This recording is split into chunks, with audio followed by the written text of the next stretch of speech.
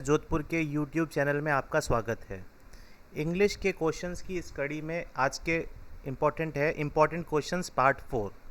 तो आज का फर्स्ट क्वेश्चन है, ही is averse dash eating meat. मतलब उसको पसंद नहीं है एवर्स जो है, तो यहाँ पे एवर्स के साथ हमेशा टू आता है, तो इसका आंसर है option number D, two. He is averse to eating meat. Next question number second है, I am confident dash success. अब यहाँ पे क्या आ सकता है, देखिए ऑफ आ सकता है, इन भी आ सकता है, एट भी आ सकता है, विथ भी आ सकता है, कुछ भी आ सकता है, लेकिन कॉन्फिडेंट वर्ड के साथ हमेशा क्या आता है, of. I am confident of my success या फिर सक्सेस, ओनली सक्सेस। नेक्स्ट है question number 3, this wing of the building. Wing मतलब क्या होता है, जो बिल्डिंग जो होती है, मतलब बिल्डिंग के अंदर क्या ए बी सी विंग होती है, तो this wing of the building correspond to the other. तो कॉरस्पॉन्ड के साथ हमेशा प्रीपोजिशन टू का यूज़ करना है। तो ये जो इंपॉर्टेंट चीज़ें हैं प्रीपोजिशंस, तो प्रीपोजिशन के जो यूज़ है वो मैंने मेरे जो पिछले वीडियोज़ है उसमें दिए हुए हैं। तो उसमें क्या थ्योरी पोर्शन है, तो हर एक प्रीपोजिशन कम से कम 30 से भी ज़्यादा प्रीपोजिशन उसके अंदर अब कराए हुए हैं। तो उसके टू के यूज़, ऑफ के यूज़, इन का यूज़, सब का यूजेस उसमें लिखे हुए हैं, तो आप उसको देख सकते हैं और इसके आंसर वापस दे सकते हैं। तो आज का क्वेश्चन नंबर 4 है, we decided dash a picnic. We decided upon a picnic नहीं हो सकता ऊपर, we decided to a picnic नहीं हो सकता, we decided at a picnic नहीं, we decided for a picnic, मतलब हमने पिकनिक के लिए डिसाइड किया। तो के लिए का मतलब क्या होता है, for. Important, he was deprived dash his titles. अब यहाँ पे क्या लिखा हुआ है, वर्ड लिखा हुआ है डिप्राइव। तो डिप्राइव का मतलब होता है कि उसके टाइटल्स के लिए वो क्या हुआ, डिप्राइव हुआ। तो यहाँ पे डिप्राइव के साथ हमेशा ऑप्शन नंबर ए मतलब ऑफ का यूज़ होता है। He was deprived of his titles, मतलब उसको टाइटल्स अपने पसंद नहीं हैं। नेक्स्ट क्वेश्चन नंबर 6 है, I am eligible dash promotion. मतलब मैं जो हूँ प्रमोशन के लिए। अब जब भी वर्ड आती के लिए तो अपन क्या लगाते हैं, फॉर। तो ऑप्शन नंबर डी इसका आंसर है। अब देखिए वापस एक बार करेक्ट कर लेते हैं। I am eligible by promotion नहीं हो सकता क्योंकि उसके द्वारा नहीं हो रहा है, ऑन। प्रमोशन पर नहीं हो सकता, इन। प्रमोशन में भी नहीं हो सकता, लेकिन प्रमोशन के लिए एलिजिबल है, तो आंसर क्या होगा, for. I am eligible for promotion. Question number 7, my name has been excluded dash the list. मतलब मेरा जो नाम है इस लिस्ट से गायब है। तो जब भी अपन से की बात करते हैं तो से का मतलब होता है फ्रॉम।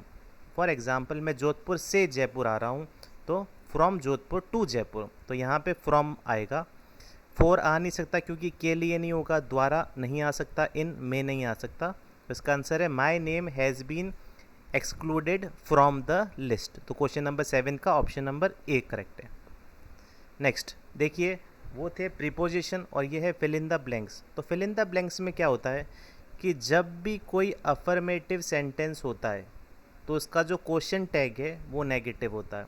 मतलब सकारात्मक वाक्य का क्वेश्चन टैग नेगेटिव और नेगेटिव सेंटेंस का क्वेश्चन टैग पॉजिटिव। तो जैसा कि आपको पता है, that was a fine speech, ये एक क्या है, अफर्मेटिव सेंटेंस है, तो इसका क्वेश्चन टैग बनेगा नेगेटिव। तो अपन जो हेल्पिंग वर्ब है उसकी शॉर्ट फॉर्म लेंगे। तो हेल्पिंग वर्ब है वॉज नॉट, तो वॉज नॉट की शॉर्ट फॉर्म हो गई वॉजंट, और डैट का डैट, तो ऑप्शन नंबर क्या हो गया, ए। सबसे पहले अपन लगाते हैं हेल्पिंग वर्ब, और हेल्पिंग वर्ब के बाद क्या लगाते हैं, हेल्पिंग वर्ब के बाद लगाते हैं सब्जेक्ट। और हेल्पिंग वर्ब अगर अगर यहाँ पे हेल्पिंग वर्ब पॉजिटिव है तो हम हेल्पिंग वर्ब क्वेश्चन टैग में नेगेटिव लगाएंगे, और अगर हेल्पिंग वर्ब नेगेटिव है तो पॉजिटिव लगाएंगे। ये देखिए क्वेश्चन नंबर 9। 9 का मतलब है लेट्स प्ले सम गेम। जब भी हम लेट यूज़ लगाते हैं तो हम शैल का यूज़ लेते हैं, मोस्टली लेते हैं। तो यहाँ पे सीधा सीधा आंसर तो हो गया शैल वी, लेकिन आगे देखते हैं, लेट्स प्ले सम गेम, तो ये एक अफर्मेटिव सेंटेंस है। अफर्मेटिव सेंटेंस का क्वेश्चन टैग क्या बनता है, नेगेटिव। तो इसीलिए यहाँ पे ये जो शैल वी है इसमें नहीं लगा सकते, अपन क्या लगाएंगे, वोंट यू। ठीक है, तो आज का क्वेश्चन नंबर 10 है, इम्पॉर्टेंट क्वेश्चन है ये इम्पॉर्टेंट क्वेश्चन क्यों है, क्योंकि इनको कंडीशन कहते हैं इफ़ कंडीशन। अब इफ़ कंडीशंस क्या होती है, इफ़ कंडीशन मतलब होती है कि अगर मैं ये होता तो ये कर लेता, अगर मैं यहाँ जाता तो उससे मिल लेता, अगर मैं बर्ड होता तो मैं उड़ जाता। तो यहाँ पे देखिए, यहाँ पे लिखा हुआ है if he got a job, तो क्या है, जो इफ़ कंडीशन है इसमें फॉर्म्स होती है। जैसे फर्स्ट फॉर्म अगर है तो फर्स्ट फॉर्म में प्रेजेंट सिंपल और फ्यूचर सिंपल का कॉम्बिनेशन होता है। सेकंड फॉर्म है पास्ट सिंपल और वुड का कॉम्बिनेशन होता है, और अगर पास्ट परफेक्ट है तो वुड हैव का कॉम्बिनेशन होता है। तो यहाँ पे देखते हैं, ये जो इफ़ ही गॉट है, तो ये जो गॉट है ये क्या है, वर्ब की सेकंड फॉर्म है, मतलब पास्ट फॉर्म है, मतलब पास्ट टेंस है। तो जब भी पास्ट सिंपल आता है तो आगे क्या होगा, वुड आएगा। क्या आएगा, वुड। अब यहाँ पे देखिए ऑप्शन में वुड तो है नहीं, लेकिन वुड की जगह क्या है, कुड है।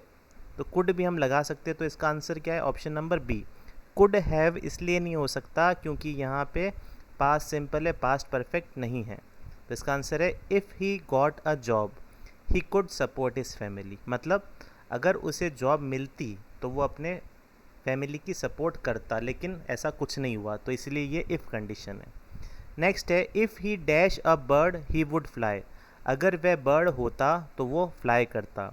ये क्या है, स्पेशल फॉर्म है। अगर अपन किसी की जगह लेके सोचते हैं, कल्पना करते हैं, तो हमेशा हमको वर ही लगाना है। हम वॉज आर इज़ कुछ नहीं लगेगा, सिर्फ और सिर्फ क्या लगेगा, वर। तो if he were a bird he would fly, तो इसका ऑप्शन नंबर सी सही है। अब यहाँ पे देखिए तीसरा क्वेश्चन, 12th क्वेश्चन है if I dash rich I would help my relative, मतलब अगर मैं रिच होता तो क्या होता, मैं अपने रिलेटिव्स की मदद करता, लेकिन वो रिच नहीं है। तो यहाँ पे क्या लगाएंगे, वर, क्योंकि ये रिच की जगह सोच रहा है। तो if I were rich I would help my relatives. 11th और 12th नंबर क्वेश्चन दोनों सेम है। अब देखिए ही के साथ वर नहीं लगता, आई के साथ वर नहीं लगता, लेकिन यहाँ पे एक स्पेशल कंडीशन है जहाँ पे अपन किसी की जगह रह रहे हैं, तो यहाँ पे वर लगाना अनिवार्य है, आपके पास कोई दूसरा ऑप्शन नहीं है। नेक्स्ट क्वेश्चन नंबर 13, एक होता है कलेक्टिव नाउन। कलेक्टिव नाउन मतलब होता है कि कोई झुंड, जैसे अ ग्रुप ऑफ पीपल हो गया, अ ग्रुप ऑफ बॉयज़ हो गया। अच्छा, बॉयज़ के ग्रुप को तो ग्रुप कहा जाता है, लेकिन गर्ल्स के ग्रुप को बेवी कहा जाता है। तो अ बेवी ऑफ गर्ल्स। तो देखिए अ group of people dash standing at the street corner, मतलब ग्रुप, एक ग्रुप जो है सिंगल ग्रुप को डिनोट कर रहा है। तो यहाँ पे हेल्पिंग वर्ब सिंगुलर आएगी, तो यहाँ पे वर नहीं आ सकती, हैव बीन नहीं आ सकती, तो यहाँ पे क्या आएगा, वॉज आ सकता है। तो क्या होगा, a group of people was standing at the corner. ठीक है, तो इसका आंसर होगा a group of people was standing at the corner. 14th question देखिए, some of the houses dash not fit to live in, मतलब देखो सम ऑफ द हाउसेज हो गया, मतलब कुछ हाउसेज, तो ये क्या है, प्लूरल है, तो प्लूरल हेल्पिंग वर्ब आएगी। अब देखिए इज़ प्लूरल नहीं है, वॉज प्लूरल नहीं है, और एम भी प्लूरल नहीं है, सिर्फ आपके पास एक ही बचा आर, तो सीधा सीधा आंसर आपका क्या आ गया, आर। लेकिन अगर आर या वर होता तो ऐसा कभी भी होता नहीं है, कभी भी एक ऑप्शन के अंदर टेंस की वजह से प्रॉब्लम्स नहीं आती। तो देखिए some of the houses are not fit to live in. Question number 15 देखिए, the majority of the boys dash playing football. अब देखिए the majority of the boys है, तो मतलब क्या हो, एक मेजॉरिटी हो गई, तो वो मेजॉरिटी के लिए अपन क्या लगाएंगे, लाइक्स लगाएंगे। क्या लगाएंगे, लाइक्स। बॉयज़ तो प्लूरल है, लेकिन मेजॉरिटी क्या है, सिंगुलर है, तो हमेशा क्या लगाएंगे, लाइक्स। ऑप्शन नंबर ए सही है। नेक्स्ट क्वेश्चन नंबर 16 देखिए, 16 जो है ये क्या है, फाइंड आउट द एरर है। तो एरर के क्वेश्चन सॉल्व करने के लिए अपन को ढूंढना पड़ता है ए बी सी या डी में एरर है। अगर किसी में एरर नहीं है तो option number D, no error. अब देखिए आई लाइक द फुटबॉल है, तो किसी भी स्पोर्ट के नाम के साथ में कभी भी आर्टिकल द का यूज़ नहीं होता है, तो इसमें ऑप्शन नंबर सी गलत है। सिर्फ आपको बोलना है आई लाइक फुटबॉल, ना कि I like the football. Question number 17 है we shall go home for the Onam. अब किसी भी फेस्टिवल का नाम है, जैसे समझ लो होली है, दिवाली है, तो वैसे ही ओनम भी क्या है, एक फेस्टिवल है। तो कभी भी हम क्या करते हैं, होली के साथ में द होली नहीं लगाते, और दिवाली के साथ द दिवाली नहीं लगाते, तो ओनम के साथ भी द लगाना गलत है। तो यहाँ पे क्या होगा, we shall go home for Onam, तो ऑप्शन नंबर सी एरर है। इधर भी देखिए कटक कर दिया मैंने। 18th क्वेश्चन है ही टुक हिज हैमे फ्रॉम द केरला यूनिवर्सिटी। जितनी भी यूनिवर्सिटीज़ होती है उसके आगे आर्टिकल, मतलब किसी के नाम के आगे आर्टिकल द लगाना बिल्कुल गलत है, क्राइम है, क्राइम, गुनाह है। तो ऑप्शन नंबर सी इसमें सही है। He took his MA degree from Kerala university. 19th question देखिए, he goes to school on the foot. अब अगर फुट पे जा रहा है तो द लगाने की ज़रूरत ही कहाँ है, अननेसेसरी है, बिल्कुल क्या है, अननेसेसरी। सारे के सारे जो ये एरर थे सारे आर्टिकल द पे हैं। तो he goes to school on foot, तो जब भी इस तरह का क्वेश्चन आए तो यहाँ पे आर्टिकल द का यूज़ नहीं करें। यही ये एरर को समझाने की वे था। Next question number 17, question number 20 देखिए, the criminal was sent to the prison. अब द क्रिमिनल मतलब क्या हो गया, कि स्पेसिफिक क्रिमिनल है, was sent to the prison. तो इस तरह के सेंटेंसेस में कोई तरह का एरर नहीं है, क्योंकि द क्रिमिनल भी सही है और द प्रिजन भी हो सकता है। तो इसका ऑप्शन है नो एरर। कुछ क्वेश्चंस का आंसर नो एरर भी होता है, एग्ज़ाम में भी होता है। तो आप गलती से भी क्या है कि कभी कोई चीज़ नहीं मिले आपको तो जानबूझ के ऑप्शन गलत नहीं करना। नेक्स्ट क्वेश्चन नंबर 21 है, he gave the beggar and 1 rupee coin. अब बहुत ही इंपॉर्टेंट क्वेश्चन है, यहाँ पे क्या है, एन लगाया है, लेकिन जब भी आर्टिकल ए और एन कब लगाया जाता है देखते हैं।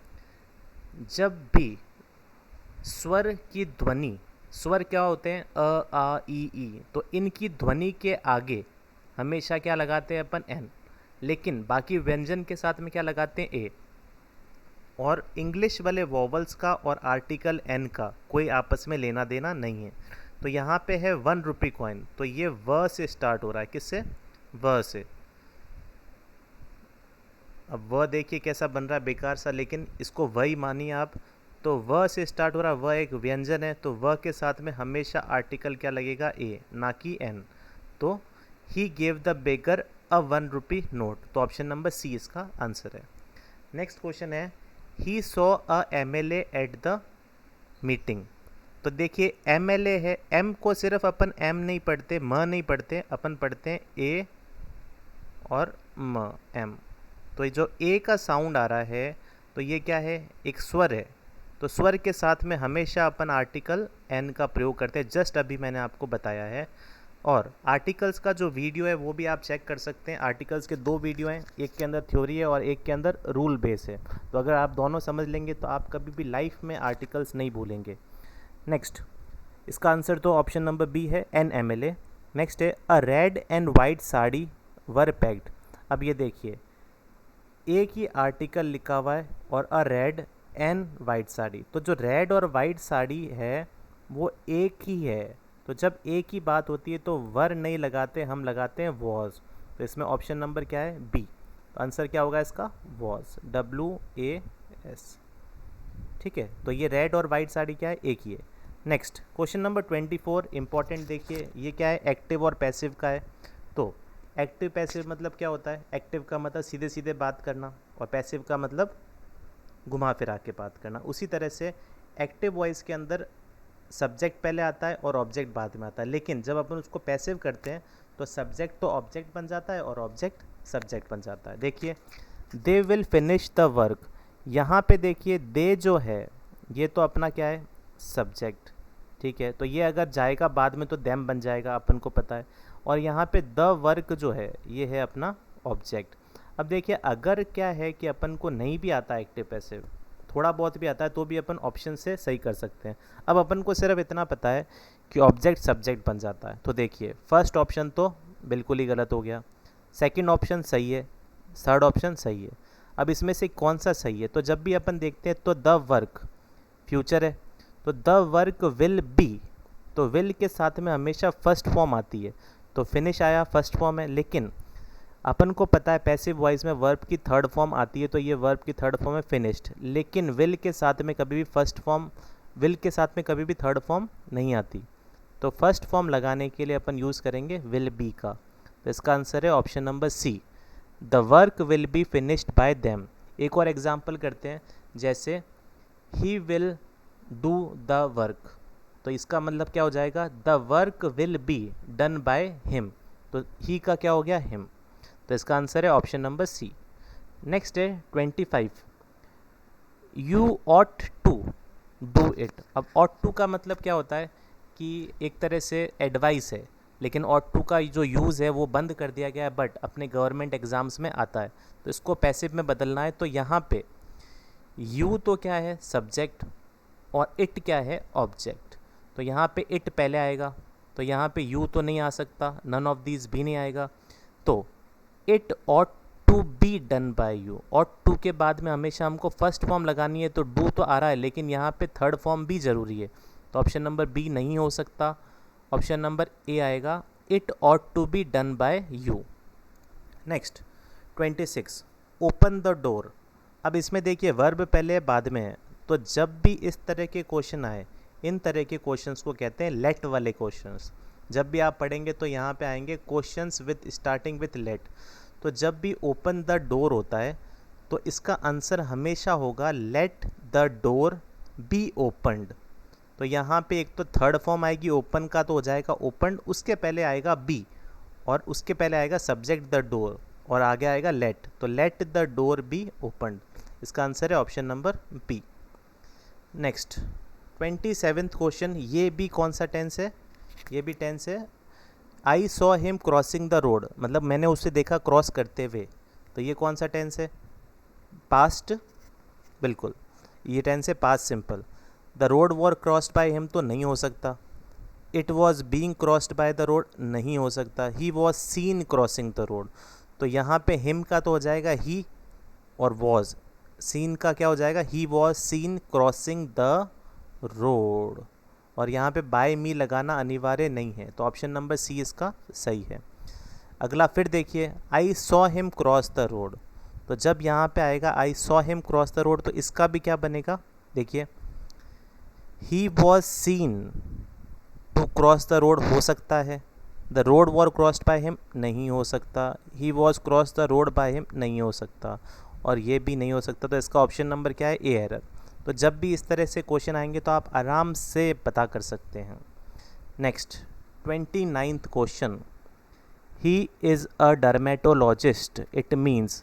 अब देखिए ये जो डर्मेटोलॉजिस्ट है, तो डर्मेट का मतलब होता है स्किन और लॉजिस्ट का मतलब होता है स्पेशलिस्ट, मतलब डॉक्टर। तो जब भी अपन डर्मेटोलॉजिस्ट बोले तो उसका मतलब क्या है कि a specialist of skin at its diseases, ठीक है, तो इसका आंसर क्या है, option number D. Next, choose the correctly spelled word. अब देखिए ग्रामर के अंदर मोस्टली लास्ट में क्या लगाते हैं, फर्स्ट और फोर्थ वाली स्पेलिंग तो अपने आप ही हट जाती है, ऑब्वियस है, लेकिन बहुत सारे लोग ग्रामर के अंदर लास्ट में क्या लगाते हैं, ई आर, तो यही गलती करते हैं और इस वजह से एक नंबर जो फ्री का मिल रहा होता है वो गवा देते हैं, तो इसका ऑप्शन नंबर है सी, तो 30th। तो आज के 30 क्वेश्चन समाप्त हुए। Thank you. हमारे यूट्यूब चैनल को लाइक करें, सब्सक्राइब करें और इसको ज़्यादा से ज़्यादा शेयर करें, और टेलीग्राम में भी हम कुछ क्वेश्चंस डालते हैं, PDF फाइल डालते हैं, तो आप उसको भी ज्वाइन कर सकते हैं, उसका लिंक मैं डिस्क्रिप्शन में दे रहा हूँ। थैंक यू, आज के लिए इतना ही।